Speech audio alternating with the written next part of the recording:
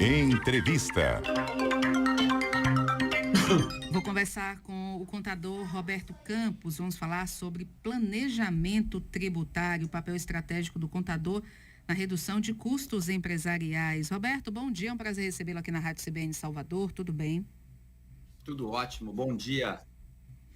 Quando a gente fala sobre finanças, quando a gente fala em pagamento de impostos, em despesas com o funcionário, tudo o que envolve uma empresa, a palavra-chave é planejamento, né, Roberto? Olha, ser empresário significa passar mais tempo fazendo planos do que fazendo coisas. O empresário que passa tempo demais trabalhando no seu negócio é um empresário que não vai conseguir fazer o seu negócio se desenvolver, ficar grande.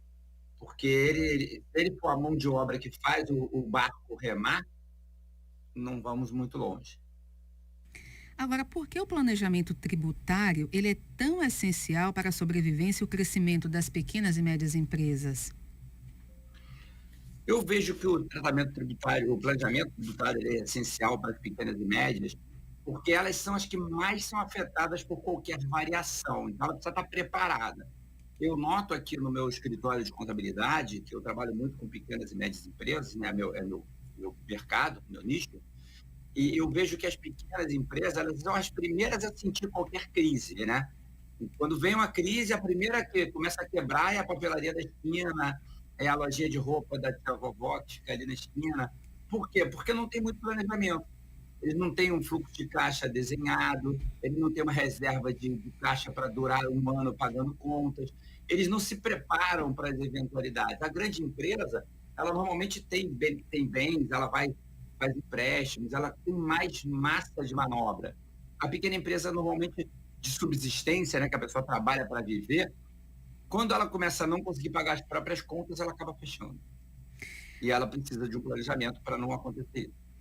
Quando a gente fala de planejamento, os cuidados para não ter que fechar as portas, a gente também fala em a pessoa potencializar o seu negócio, como por exemplo, muitas vezes ela não tem caixa, não tem capital, mas ela quer fazer novos investimentos. Muitas vezes acaba metendo os pés pelas mãos, entrando em financiamentos, entrando em empréstimos. Quais são os cuidados que as pessoas precisam ter em relação a isso? Então, esse é um problema enorme que eu vejo e faz parte da falta de planejamento, né? Todos os meses, as pessoas que trabalham com pequenas empresas deveriam separar, por exemplo, 10% do lucro, que ela normalmente saca tudo, não deixa nada no caixa no fim do mês. Ela tinha que deixar 10% em uma reserva que ela não vai tocar, reserva para o futuro, né? Outra coisa que ela tem que pensar é que quando ela vende uma blusa que ela comprou por R$ 50, ela vende por 100, ela botou 100% em cima. Quando ela for comprar essa blusa de novo, num país como o nosso, que agora tem uma inflação que o governo fala que é um número, mas a gente sabe que é outro, né? Então a gente vê o governo falar, a inflação é 6%, mas no final é 10% ou é 12%. Quando você vai comprar essa blusa de novo daqui a 2, 3 meses, essa mesma blusa vai custar 10, 12% a mais, porque vai depender do momento em que esses preços são alterados pelo fornecedor. Resultado, você precisa ter uma reserva ou botar no teu componente de preço a inflação. Quando você for vender e comprar o próximo item, você precisa ter caixa para suprir o aumento do custo do próprio material, como é que se diz, da própria mercadoria que você está vendendo. Agora, quais são as estratégias que podem ser aplicadas, né, para através dos contadores, né, dando uma ajuda aos empresários para evitar penalidades fiscais? Para evitar penalidades fiscais, a coisa mais fácil que tem é o contador e o cliente, né, o empresário, estarem efetivamente em comunicação. O que eu mais tento fazer com os meus clientes aqui é estar sempre disponível para eles me ligarem. Eu tenho WhatsApp, eu tenho e-mail, eu tenho telefone, eu tenho tudo disponível. Não importa onde eu estou, a hora que eu estou, onde eu estiver, eu tento sempre atendê-lo para evitar que ele fique com alguma dúvida, tome uma atitude, faça uma coisa qualquer que eu poderia ter ajudado ele a não fazer e que isso venha a ter reflexos no final. Então, por exemplo, Se eu estou disponível na hora que ele vai comprar uma mercadoria, na hora que ele está fazendo um cálculo de preço, e eu consigo auxiliar ele a calcular o custo dessa mercadoria corretamente, para na hora que ele faz um componente de preço, ele ter tudo isso que a gente falou, né? Ter dura para comprar a próxima vez que ele vender, para ele ter uma reserva para ele guardar. Ele precisa entender essa componente com o cálculo de custo da mercadoria vendida, para ele poder saber quanto é o real custo dessa mercadoria. E eu acho que isso falta muito no mercado. Então, o que o contador pode fazer? Dar uma boa aula para o seu cliente de custo da mercadoria.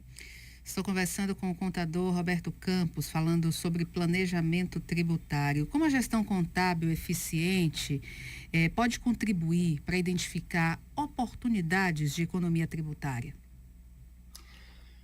Eu acho que a gestão contábil eficiente, ela facilita muito, porque quando o cliente, quando o empresário aprende a estar em contato com o contador, aprende que o contador é um ajudante dele, está ali para ajudá-lo, não é um custo que o governo exige para ele pagar imposto, mas sim que ele traz números reais para a operação dele, você consegue ter uma vantagem. O problema é que a maioria dos pequenos e médios empresários sonegam.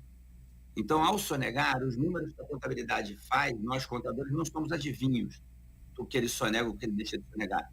Então, a gente consegue ver o movimento, consegue ver que tem erros, a gente consegue ver algumas coisas, mas a gente não consegue entender o que está acontecendo se o cliente não trouxer para a gente o que ele quer fazer. E no momento em que ele começa a sonegar, a contabilidade não vale para nada. Então, se o cliente é um cliente sério, faz uma contabilidade séria, tira nota de tudo, tira nota de compras todas que ele tem e traz para o contador, eu vou poder apresentar para ele um relatório, um balanço, um balancete, uma DRE, que é o demonstrativo de resultados, aonde os números fazem sentido e posso ajudá-lo a olhar nos índices contábeis, e a gente tem um monte deles, que a gente pode olhar para, por exemplo, o custo da mercadoria vendida, ver qual é o retorno, que é o tal do EBITDA, que a gente fala, que tem aí nos grandes mercados de sociedades anônimas, quando tiver investigações, o pessoal fala muito em EBITDA, em resultado, não sei o quê. Todos esses números eu posso dar para uma pequena e média empresa que faz sério, que toma as atitudes corretas. Então, o que eu tento fazer aqui no escritório? Eu tento botar para fora da minha base de clientes que não está afim de ter um resultado desse. Porque o cliente que não valoriza o meu trabalho é exatamente o cliente que sonega. Porque ele acha que eu estou aqui para trabalhar para o governo, para dar despesa para ele, para criar imposto para ele. O cliente que eu posso ajudar, que eu ajudo, que quando eu leio um balancete, que eu mostro os números para ele, ele consegue ver o que está acontecendo, esse cliente valoriza o meu trabalho. Então, qual é a estratégia que o contador pode aplicar para ajudar os empresários? Faça os balanços, os balancetes, apresente para o seu cliente, mostre para ele que você pode ajudá-lo. Ao fazer isso, o seu cliente vai começar a valorizar mais o seu trabalho e ele vai ter um ganho muito grande com isso. Agora, quais são as mudanças recentes que podemos observar na legislação tributária que representam os maiores desafios hoje para os empresários e para os contadores? Eu acho que não tem desafio maior do que a reforma tributária. A gente está vendo aí a reforma tributária vai mexer muito com os impostos. Nos próximos 5, 6 anos, nós vamos ter o desaparecimento do ICMS, do ISS, do PIS, do COFINS, o IPI praticamente vai sumir, vai ficar restrito a algumas coisas. Então, a gente tem assim, uma mudança muito grande nos impostos sobre o varejo. Então, o empresário que trabalha no varejo, esse vai sofrer uma pancada muito grande. Os industriais, que vêm desde a base, que também vão ter uma alteração muito grande na tributação, vão, o custo de consumo, né? Todo ele vai, a cadeia inteira, de baixo para cima, vai sofrer uma mudança muito grande. E eu acho que 2025 vai ser o ano que a gente vai ter para adaptar esse mercado. Porque a partir de 2026 começa a valer já algumas regras, 27 já some alguns impostos, em 29, 30 começa a mudança efetiva realmente de vez, né, disso tudo. Então, eu acho que o contador vai fazer um papel muito grande de consultor no próximo ano. 2025 vai ser um ano que o contador que souber aproveitar, ele vai ganhar muito dinheiro e vai fazer o nome dele no mercado. Estou conversando com Roberto Campos, ele é contador, estamos falando sobre planejamento tributário. Queria que você falasse um pouco, Roberto, sobre o fechamento fiscal de fim de ano, né? Como é que ele, sendo bem feito, ele pode identificar algum tipo de inconsistências tributárias e ajudar o empreendedor a gerir melhor o seu negócio? Eu acho que especialmente nesse final de ano, todo final de ano, né? A cada final de ano, se você vem com acompanhamento o ano todo do computador, quando vai chegando nessa época, a gente consegue saber exatamente o que vai acontecer para o ano que vem. Porque você vem numa progressão, a gente vem vendo o que está acontecendo. Então, a gente consegue ver muito bem no papel, a gente, quando olha o balanço, quando olha uma DRE, quando olha um demonstrativo qualquer desses que a gente pode fazer para o cliente de contabilidade, a gente consegue ver as mudanças, por exemplo, de um ano para o outro, de um mês para o outro. E na virada de ano, você já consegue avisar para o cliente assim, olha, ano que vem você vai perder o teu simples. Você vai ir para o lucro presumido. Por quê? Porque a gente está vendo aqui nos teus relatórios mensais que do jeito que vai, no ano que vem não está mais no simples. Você vai ter que ser excluído do simples. Então, a gente consegue trazer para o cliente algumas considerações importantes para ele se planejar para o ano seguinte. Mas isso tudo remete à sua primeira pergunta, né? Se o empresário não se planeja, se ele não é uma pessoa planejada, não é uma pessoa que se prepara, nada disso adianta para nada, ele precisa estar preparado. Agora, quais são as principais vantagens de iniciar o planejamento tributário logo no início do ano? Para programar durante todo o ano aquilo que ele vai fazer no seu negócio. Por exemplo, estamos falando de Simples Nacional. O cliente que começa em janeiro, no Simples Nacional, que ele veio num crescimento, por exemplo, em 2024, ele entra em 2025 e já nos primeiros 2, 3 meses eu consigo ter uma noção do crescimento dele e avisar para ele. Se você continuar nesse ritmo, você vai perder o Simples em junho e vai ter aí um reflexo tributário muito grande nos seus custos, nos seus valores. Na hora que essa mudança acontece, essa tributação sobe tanto ou muda tanto que o cliente, às vezes, não consegue sobreviver fora do Simples Nacional. E aí o cliente, o que ele começa a fazer? Abrir uma outra empresa para dividir o faturamento em duas, bota a mulher numa, ele na outra, começa a fazer um monte de loucuras para tentar se adaptar. Então, o que o planejamento pode fazer? O planejamento pode evitar que ele chegue e seja surpreendido, para que ele tenha que ficar tomando atitudes como essa, que são evasivas, que são, já deixou de ser uma elisão para ser uma evasão fiscal. Né? Porque na hora que ele começa a abrir empresas no nome de parentes, onde ele é, na verdade, dono dela e outra pessoa está lá, pura e simplesmente para ele não perder o simples, ele começou a criar uma coisa que já é evasão fiscal, já é sonegação. Já não é mais uma elisão, já não é um planejamento que o contador pode ajudar dentro da lei. Então, o que eu vejo que o planejamento é fundamental é para isso, para ele não ter que, de repente, falar para ele assim, se você não mudar amanhã ou no mês que vem, você vai tributar o dobro do que você pagou hoje. E aí o cliente fica desesperado, se atrapalha, porque ele fez toda uma série de compras de estoque, se preparou para vender com um determinado custo e o custo dele vai aumentar absurdamente. Então, esse planejamento mês a mês é fundamental para isso, desde o princípio do ano. Agora, quais são os indicadores financeiros que devem ser analisados para criar um planejamento tributário eficiente? Isso varia de mercado para mercado.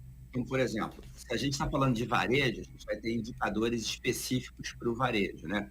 Por quê? Porque a gente vai estar olhando a margem de lucro do custo da mercadoria vendida ali naquele ponto, a gente vai estar olhando qual é o retorno que cada venda dá, qual é o volume de gente que entra na loja, qual é o volume de vendas que ele está fazendo, se as vendas estão caindo, o preço, se o ticket médio de cada venda está aumentando ou baixando.